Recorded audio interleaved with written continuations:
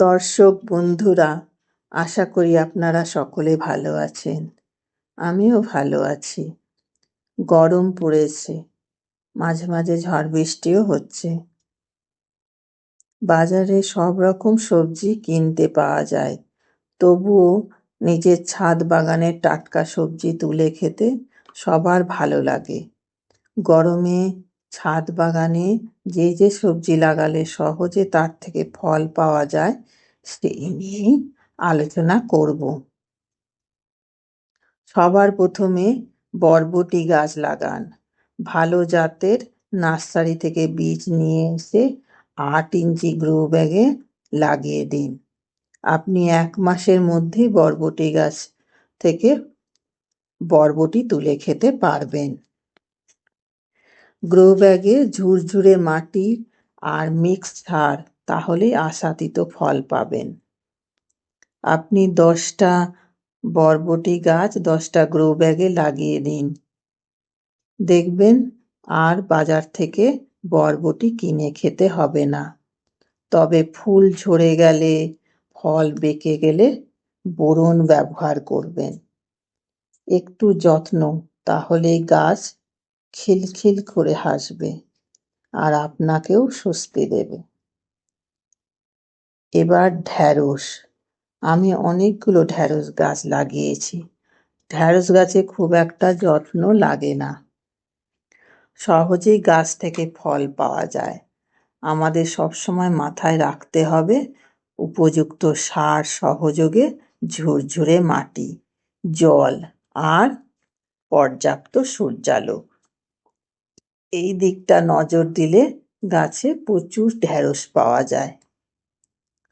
দেখুন ছাদ বাগানে আমি কত ঢ্যাঁড়স গাছ লাগিয়েছি। 1 মাসের বেশি হলো ঢ্যাঁড়স গাছগুলোতে ফল ধরতে শুরু করেছে। গাছগুলো বেশ হৃষ্টপুষ্ট হয়েছে। সামান্য যত্ন করলে সারা বছর ফল পাবেন। শীতের সময় ঢ্যাঁড়স গাছগুলো কাটিং করে সার দিয়ে রেখে দিলে নতুন নতুন শাখা পোশাখা বের হবে আর ছোট ছোট ঢ্যাঁড়স হবে। আর পোকামাকড় খুব একটা দেখা যায় না, তবে দেখা দিলে শ্যাম্পুর সাথে ভিনিগার মিশিয়ে গাছে স্প্রে করলে উপকার পাবেন। ছাদ বাগানে আপনি ঝিঙে গাছ লাগাতে পারেন। এখনকার বীজ খুব উন্নত মানের। গাছ খুব একটা বেশি বড় হয় না। একটা বড় ক্রেটারে 4টি গাছ লাগিয়ে দেবেন। দেখবেন গাছ 1 মাসের মধ্যে বড় হয়ে ফল ধরতে শুরু করবে। প্রথমে চারা গাছগুলোতে ছাই দেবেন। গাছগুলো বড় হয়ে গেলে খুব একটা পোকামাকড়ের উৎপাত দেখা যায় না, তবে হনুমানের উৎপাত থেকে বাঁচিয়ে রাখতে হবে। গাছের আশপাশ থেকে প্রচুর শাখা প্রশাখা বের হয়ে প্রচুর ঝিঙে ধরে। অন্তত বাজার থেকে ঝিঙে এনে কিনে খেতে হবে না, তবে লতানো গাছে উপযুক্ত মাচা করতে হবে। ছাদ বাগানে উচ্ছে গাছ লাগান। এই গাছে সার লাগে, অবশ্য কোনো গাছই সার ছাড়া হয় না। ঝুরঝুরে মাটি, জৈব সার, পর্যাপ্ত সূর্যালো, পরিমাণ মতো জল দিলেই উচ্ছে গাছে প্রচুর উচ্ছে পাওয়া যায়। পোকামাকড় দেখা দিলে স্প্রে করে দেবেন। আমি 10 ইঞ্চি গ্রো ব্যাগে একটা উচ্ছে গাছ লাগিয়েছি। দেখুন তো কত উচ্ছে হচ্ছে। মাঝে মাঝে পেঁয়াজের খোসা আর কলার খোসার জল গাছে প্রয়োগ করবেন, দেখবেন প্রচুর ফল পাবেন। আমি ক্রেটারে উচ্ছে গাছ লাগিয়েছি। আগাছা পরিষ্কার রাখবেন আর জল দেবেন, দেখবেন গাছে ফল উপচে পড়বে। এইভাবে আপনারা কুমড়ো গাছ, পুঁই গাছ, বেগুন গাছ লাগাবেন, ফল অবশ্যই পাবেন। আমার কুমড়ো গাছে ফল হয়েছে, দেখুন কত বড় কুমড়ো হয়েছে।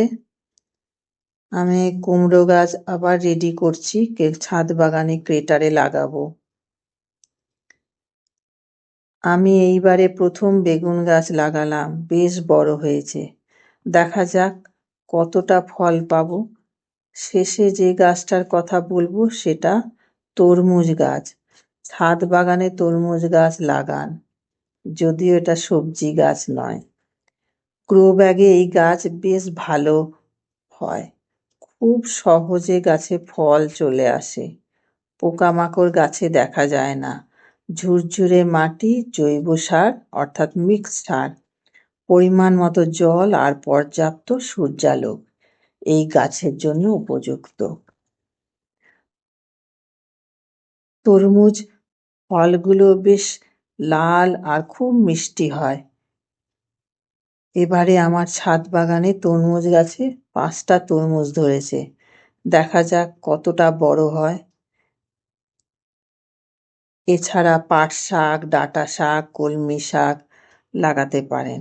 অন্তত বাজার থেকে শাক কিনে খেতে হবে না। আজ এই পর্যন্ত। ভিডিওটা ভালো লাগলে লাইক, শেয়ার, কমেন্ট আর সাবস্ক্রাইব করে দেবেন। ধন্যবাদ।